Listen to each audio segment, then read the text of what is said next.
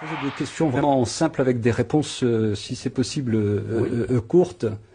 La première, lorsqu'aujourd'hui on parle du monde arabo-musulman, ça vous dit quelque chose ou c'est une notion complètement aberrante? Alors ça aussi, c'est une question qui est liée à ce que nous venons de dire. Le monde arabe, le nationalisme arabe, l'unité du monde arabe était le cœur de la politique de Nasser. Abdel Nasser, en Égypte, qui est arrivé au pouvoir avec ce qu'on appelait les officiers libres en 1952, et aussi le Ba'ath, qui lui est parti de Syrie et d'Irak avec Michel Aflaq. Les deux ont développé une sorte de concurrence, convergence vers la proclamation de l'unité de la nation arabe avec un N majuscule, l'Umma al-Arabiyya. Et puis le Qawmiyya, c'est-à-dire le nationalisme de cette unité arabe, de cette grande nation arabe qui va inclure tout le monde arabe depuis l'Euphrate, l'Irak, jusqu'au Maroc. Alors ça aussi, c'est une étendue totalement idéologique. C'est une construction abstraite de nouveau, qui ne correspond absolument à rien et qui va nier les réalités culturelles, va nier les mémoires collectives et les mémoires historiques. Car l'histoire, le parcours historique du Maroc, par exemple, qui a un État qui subsiste dans sa continuité depuis 789, l'arrivée des Idrissides au pouvoir au Maroc, jusqu'à maintenant, la monarchie marocaine est le plus vieil État du monde.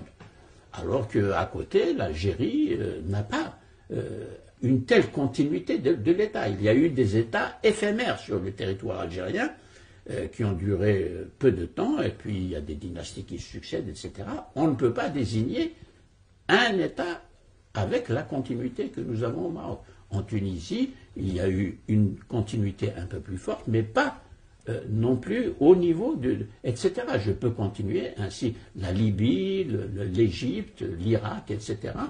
Et ça, c'est très important à regarder de près pour comprendre les convulsions auxquelles nous assistons aujourd'hui, les désordres politiques auxquels nous assistons, et puis la formation d'États, je n'aime pas dire totalitaire parce que c'est peut-être trop fort pour quelques-uns, mais en tout cas, disons, autoritaires et sans intérêt vraiment concret pour l'installation ou la marche vers un régime démocratique qui se respecte.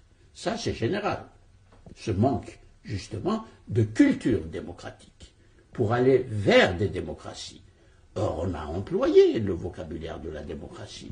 On a introduit des institutions formelles, comme le Parlement, comme la Constitution, comme les votes, qui est l'arsenal habituel du régime. Je l'appelle arsenal parce que, exactement, c'est un mot qui dit ce qu'il doit dire ici, dans cette situation. Alors, il y a tout un arsenal, on a le vocabulaire, mais le contenu n'y est absolument pas. Et aujourd'hui, hélas, moins que jamais, sauf quelques progrès réels que l'on constate dans certains pays où la démocratie est en train de balbutier et on voit quelques jalons se poser. Je n'ose pas donner de nom là parce que les autres seraient jaloux. Je ne suis pas là pour distribuer des bons points et des mauvais points. Vous parliez aussi de mémoire collective, d'imaginaire. Alors, quand je parle de mémoire collective, je donne un exemple, ou des exemples. Les Kurdes. Les Kurdes sont un grand peuple, fragmenté, dispersé entre 7 souverainetés politiques différentes, et toutes jalouses de s'annexer et de dominer les fragments du peuple kurde tel que nous le voyons aujourd'hui sur la carte. Ça, c'est le résultat des grands traités européens pour décider des frontières politiques au XIXe siècle, à la fin du XIXe, et pratiquement jusqu'à la fin de la Deuxième Guerre mondiale. Et il y a là donc une genèse politique et juridique. de situations qui aujourd'hui, sont des situations absolument tragiques. C'est ce que j'appelle des tragédies humaines politiquement programmées. Voilà l'exemple concret.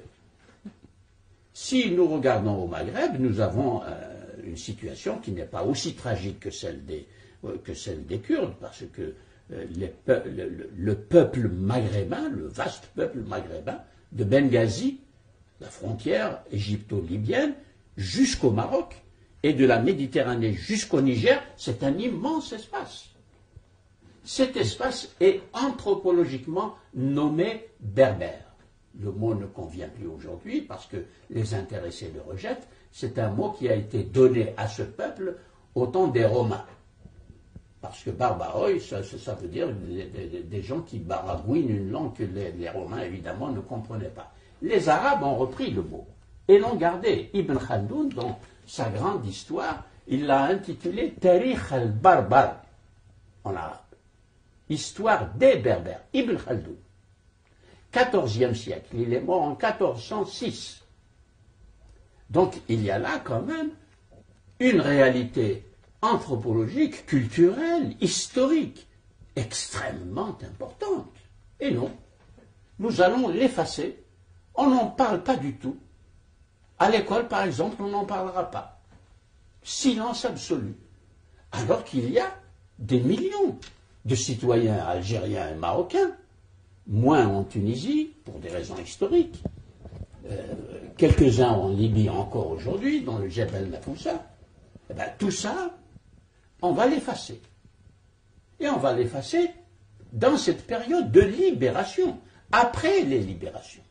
Et ça donne la situation que nous vivons, c'est-à-dire des frustrations, des fragmentations, et la difficulté quand même de constituer une plateforme commune et solide, effectivement, pour construire la nation. La nation française s'est construite comme ça. Et d'ailleurs, nous constatons en France des réémergences de ce qu'on peut appeler des différences provinciales ou des différences qui se veulent même presque nationales, comme la Corse et la Bretagne.